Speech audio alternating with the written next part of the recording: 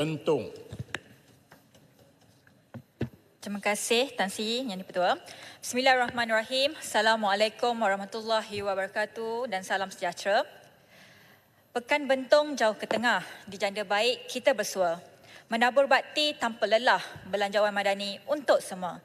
Tan Sri Yang di-Pertua, saya ingin mengambil kesempatan ini untuk mengucapkan setinggi-tinggi tahniah kepada Yang Amat Berhormat Perdana Menteri serta warga kerja pentadbiran yang telah berhempas pulas dalam menyediakan belanjawan 2025 ini yang mengangkat martabat rakyat dalam menggapai aspirasi cita sempurna negara ini. Belanjawan yang menelan belanja sehingga RM421 bilion ini, yakni yang tertinggi dalam sejarah negara, sudah tentu memerlukan kerajaan untuk memastikan kutipan hasil pendapatan negara yang lebih makmur serta pengagihan hasil pendapatan serta pengagihan semula kekayaan negara yang lebih adil kepada semua lapisan masyarakat. Belanjawan ini membawa satu wacana bahawa keadilan itu bukanlah satu kesamarataan, bahkan ia sebuah upaya memberikan hak kepada mereka yang berhak. Ia bukan tentang memusuhi golongan maha kaya, akan tetapi menyemangati kebersamaan dalam memanfaatkan mahsul dan khazanah negara. Bak kata pepatah, adat pulau limburan pasang.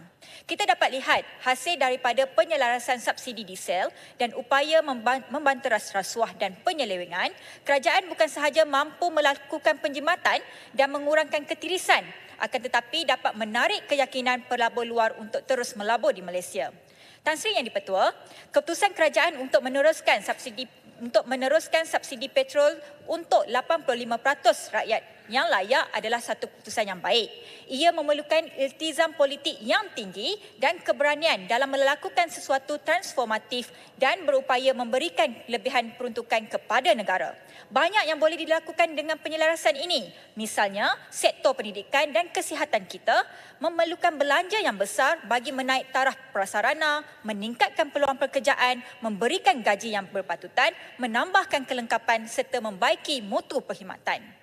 Walau bagaimanapun, mekanisme penyelarasan subsidi ini haruslah dibuat dengan cermat dan teliti agar tidak mengesampingkan mereka yang benar-benar layak. Ini termasuklah pendefinisian T15 yang memerlukan penelitian yang jelas ketimbang jumlah isi rumah, wilayah yang diduduki sama ada di luar atau dalam bandar serta kos sara hidup yang perlu ditanggung. Saya berharap kerajaan dapat menambah baik dan memanfaatkan sistem padu yang telah dilancarkan sebelum ini dan menggalakkan lebih ramai rakyat Malaysia untuk terus mendaftar. Sudah tiba masanya ukuran kemiskinan kita tidak berpandukan kepada pendapatan semata-mata. Kemiskinan pelbagai dimensi harus menjadi teras dalam pengagihan subsidi. Dalam pada kita menyatuni golongan terbawah, jangan juga kita lupa dilema yang ditanggung oleh golongan pertengahan atau middle income class dengan izin. Golongan M40 ini merupakan kumpulan pembayar cukai yang paling ramai. Daripada lebih 17.2 juta pekerja, 4 juta daripadanya adalah pembayar cukai aktif, manakala 70% daripada pembayar cukai ini adalah datangnya dari golongan kelas menengah. Mereka tidak mendapat apa-apa bantuan tunai dari kerajaan, malah tidak mendapat manfaat daripada gaji minima. Malah mereka akan terhimpit dengan bebanan kos sara hidup yang meningkat kesan daripada inflasi. Berikutan pelarasan subsidi yang akan dilaksanakan kelak. Jadi saya mengesyorkan agar kerajaan untuk membuat penakkulan semula bagi mengurangkan cukai pendapatan sebanyak 2% bagi golongan ini. Kedatipun pelarasan gaji minima kepada RM1,700 ini merupakan upaya memberikan gaji yang bermaruah kepada golongan pekerja. Jangan pula kita lupa bebanan yang terpaksa ditanggung oleh perusahaan kecil dan sederhana sekiranya ia dilaksanakan. Kita tidak mahu perniagaan mereka terjejas serta mengakibatkan perberhentian pekerja demi mengurangkan kos. Oleh itu saya sarankan agar kerajaan mengurangkan kadar cukai yang dikenakan kepada syarikat PKS ini. Seterusnya saya ingin membangkitkan berkenaan dengan peruntukan untuk penyakit jarang jumpa. Melalui belanjawan ini, kerajaan memperuntukkan dianggarkan sebanyak RM25 juta bagi tabung amanah penyakit jarum jumpa. Namun persoalan saya ialah bagaimanakah dana ini diuruskan dan diagihkan? Ini kerana terdapat sejumlah 7,000 lebih penyakit jarum jumpa yang diketahui dan sebanyak 490 jenis daripadanya adalah didaftarkan di bawah senarai KKM. Apakah jenis penyakit yang paling diperlukan dan perlu dijadikan keutamaan? Sebagai contoh, salah satu penyakit jarum jumpa yang perlu diberi keutamaan ialah penyakit hemofilia yang mana dianggarkan seorang daripada 30,000 rakyat Malaysia mewarisi penyakit ini dari keluarga. Ia memerlukan terapi berkala yakni terapi profilaksis yang diperlukan bagi mengekalkan faktor pembekuan darah dalam jumlah yang mencukupi untuk keperluan badan. Oleh itu saya mengesyorkan agar kementerian dapat menambah baik sistem perolehan pembekalan perubatan supaya dapat menjamin bekalan yang berterusan untuk pesakit. Peruntukan juga perlu diberikan untuk menambah bekalan perubatan khususnya bagi ubat-ubatan inovatif dengan kesan jangka panjang yang tidak memerlukan kekerapan suntikan. Ini termasuklah rawatan baru dengan kos yang agak tinggi tetapi bebas risiko komplikasi rencatan iaitu inhibitor bagi pesakit yang mempunyai tindak balas sistem imun badan terhadap penggunaan plasma manusia. Dalam macam pada ini, kes kanak-kanak yang disahkan autism telah meningkat dari hanya 183 kes pada tahun 2013 kepada 1,681 kes pada tahun 2023. Oleh itu saya menyambut baik perancangan kerajaan untuk menubuhkan 11 pusat permata baru yang akan dibina di setiap negeri serta menubuhkan sebuah pusat perkhidmatan autism dengan dana sebanyak 5 juta. Ini sangat penting untuk menyebarluaskan kesedaran tentang autism ini kepada masyarakat khususnya ibu bapa. Saya mencadangkan agar Kementerian Pengajian Tinggi dapat memperbanyakkan lagi kursus-kursus bersijil di kolej-kolej terpilih bagi menggalakkan lebih ramai lagi juru pulih perubatan cara kerja ini. Dan juga kalau kita lihat tempoh menunggu untuk kelas terapi yang disediakan oleh Kementerian Kesihatan memakan masa yang berbulan-bulan. Adalah lebih baik sekiranya pihak kementerian dapat menubuhkan satu jabatan khas autism yang diberikan dana tambahan bagi menambah baik fasiliti dan melantik juru pulih perubatan cara kerja secara kontrak. Tan Sri Yang di-Pertua, saya teruskan kepada perhatian kementerian terhadap prasarana kesihatan yang menjadi tunjang kepada negara. Saya menyambut baik peruntukan untuk naik taraf klinik-klinik daif di seluruh negara yang meningkat kepada 300 juta. Oleh itu Bentong memohon supaya klinik desa di Janda Baik dan Bukit Tinggi turut juga dimasukkan dalam senarai pada tahun hadapan kerana kita amat memerlukan untuk menaik taraf klinik desa tersebut kepada klinik yang lebih baik. Saya juga ingin mencadangkan supaya kerajaan pertimbang untuk menyegerakan pembinaan hospital baru di Bentong bagi meningkatkan akses kepada perkhidmatan kesihatan. Ini kerana walaupun hospital Bentong telah mempunyai pakar yang mencukupi, kemudahan perubatan serta kelengkapan yang terhad telah membataskan peranan hospital untuk menyediakan perkhidmatan perubatan yang lebih baik. Saya turut menyarankan agar isu penukaran nama geran tanah kepada KKM dapat diselesaikan dengan segera antara pihak kerajaan pusat dan kerajaan negeri. Misalnya hasil lawatan saya sebagai ahli jawatankuasa pilihan kas kesihatan di Hospital Kuantan mendapati isu pemilikan tanah masih lagi tidak selesai selepas berpuluh-puluh tahun yang melibatkan kos bayaran premium tanah berratusan juta ringgit. Jadi saya fikir perbincangan ini perlu disegerakan bagi memastikan bahawa memudahkan kerja-kerja baru untuk menambah bangunan ataupun fasiliti baru di dalam kawasan hospital. Puan Yang di-Pertua, selain itu saya berharap agar isu bebanan kerja petugas kesihatan kita dapat ditangani segera bagi mengelakkan kejadian-kejadian tidak diingini akibat persekitaran kerja yang toksik serta kekurangan petugas untuk menangani jumlah pesakit yang kian bertambah. Kita tidak mahu lagi kes-kes bunuh diri yang melibatkan kes buli ataupun keletihan fizikal dan emosi yang kritikal yang mengganggu-gugat mutu perkhidmatan mereka. Mereka juga adalah wira negara yang menjadi barisan hadapan mempertahankan sistem kesihatan kita untuk terus berdaya tahan menghadapi sebarang bentuk krisis kesihatan seperti wabak penyakit berjangkit. Dari sudut pendidikan pula, saya memuji pihak kerajaan yang telah menyediakan dana sebanyak 1 bilion khusus untuk menyelenggara semua jenis sekolah dalam keadaan daif dan uzur. Walaupun 8,300 tanda sekolah telah berjaya dibaik pulih, tetapi masih ada isu-isu yang di beberapa tempat seperti masalah kontraktor dan sebagainya dan sebut harga. Jadi saya mencadangkan agar dana-dana projek seperti ini terus disalurkan kepada pihak sekolah bagi memudahkan memudahkan pihak sekolah memantau terus kerja-kerja yang telah dibuat. Seterusnya, infrastruktur jalan raya yang baik dan selamat adalah nadi penting dalam pembangunan ekonomi.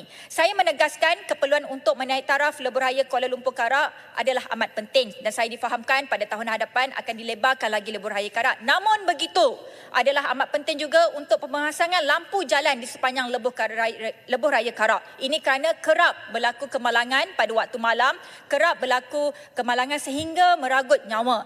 Dan juga kalau kita lihat pada tahun hadapan ada peruntukan sebanyak 178 juta ringgit yang akan diperuntukkan untuk memasang lampu jalan di Jalan Persekutuan, dan saya harap lebuh raya Karak dan juga di lebuh raya LTU yang memerlukan perhatian daripada sudut pemasangan lampu jalan serta penyelenggaraan jalan dan papan tanda yang lebih baik.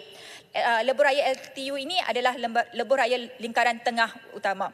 Seperti yang kita sedia maklum, hampir setiap minggu berlaku kemalangan di kawasan lebuh raya ini, terutamanya lebuh raya Karak. Jadi saya berharap juga kes-kes ini dapat diringankan dengan adanya fasiliti yang lebih baik seperti lampu jalan dan juga menambah baik sistem seperti keadaan selekoh-selekoh yang berbahaya di kawasan lebuh raya tersebut. Ini kerana kalau kita lihat kebanyakan kan kemalangan ini berlaku adalah kerana akibat daripada lori-lori besar yang menggunakan lebuh raya tersebut. Kebanyakan pemandu ini dikatakan mengejar trip untuk mendapatkan sebanyak mungkin komisen yang diberikan oleh syarikat logistik akibat mendapat gaji pokok yang rendah. Jadi saya harap Kementerian Pengangkutan juga dapat menyemak semula dasar dan tindakan yang sewajarnya bagi menangani isu ini. Dan untuk Kementerian JKR, saya berharap agar perancangan untuk pemasangan high speed wake in motion bagi mengekang nahas jalan raya dapat diberikan keutamaan dan dipasang di lebuh raya Karak yang menjadi laluan utama rakyat ke pantai timur. Dan juga yang terakhir, sebelum saya mengakhiri ucapan juga, amat penting dan sekali lagi saya meminta, saya kira setiap kali dalam perbahasan saya membangkitkan isu ini, iaitu betapa pentingnya satu-satunya jalan daripada Pelangai ke Bentong adalah keadaannya pada hari ini dengan jalan yang gelap, jalannya sangat belok kiri kanan yang putar belik seperti ular. Jadi saya sangat berharap akan ada bajet untuk menaik taraf jalan tersebut serta meneruskan projek lebuh raya CSR dari Mempaga ke Pelangai. Ini amat penting untuk warga Pelangai. Ini amat penting juga untuk warga Bentong dan saya percaya dengan meneruskan projek lebuh raya CSR dari Mempaga ke Pelangai ini juga akan memberikan kemudahan kepada penduduk di Negeri Sembilan. Dan begitu juga Puan Yang di-Pertua, tahun hadapan merupakan tahun yang sangat penting buat negara, iaitu selain memikul peranan yang besar sebagai pengurusi ASEAN, kita juga harus memanfaatkan posisi Malaysia sebagai pengurusi AIPA untuk melonjakkan kedudukan Malaysia di pesada antarabangsa. Saya ingin bertanya kepada pihak Kementerian Pelancongan, Seni dan Budaya, apakah persediaan kerajaan dalam memastikan inisiatif pelancongan untuk Tahun Melawat Malaysia 2026. Saya berpendapat inilah peluang yang terbaik untuk kita mempromosikan Malaysia sebagai destinasi pelancongan terbaik di Asia Tenggara. Oleh itu saya juga mohon agar kementerian turut mengangkat beberapa lokasi pelancongan yang strategik di Bentong seperti Gua Cinta Manis, Kampung Janda Baik sebagai destinasi pilihan memandangkan jaraknya tidak jauh daripada Kuala Lumpur. Sudah tentu lokasi-lokasi ini memerlukan dana yang mencukupi untuk menaik taraf prasarana serta membaik pulih kemudahan-kemudahan asas bagi menampung pertambahan penduduk dan peningkatan jumlah pelancong kelab. Bentung, minta laluan sikit. Saya nak sokong Bentung. Pendang. Pendang, saya tak ada masa. Ni sebab ni benar betul apa yang cakap tu Okey, untuk pembangunan rakyat. Cuma saya nak minta kalau boleh cadangan daripada Bentung supaya nama janda baik tu ditukar bagi sedap sikit sebab tu nampak macam kita discriminate kepada. Terima kasih Pendang. Okay, saya rasa nama janda baik tu sedap je, catchy sikit. Saya ingat Puan Seri speaker pun setuju dengan saya. Baiklah. Yang terakhir, Puan Di-Pertua, selanjutnya dalam usaha kita meningkatkan taraf hidup rakyat, jangan kita lupa tentang hak orang asli yang perlu kita tunaikan dalam menghormati mereka sebagai pribumi. Selagi isu pewartaan tanah orang asli tidak diselesaikan, selagi itulah pelbagai masalah seperti keciciran mereka dalam ekonomi, pendidikan, kesihatan dan sosial akan terus berlaku. Dalam pada kita mengejar kemajuan dan pembangunan, kita mesti memastikan dengan izin we leave no one behind.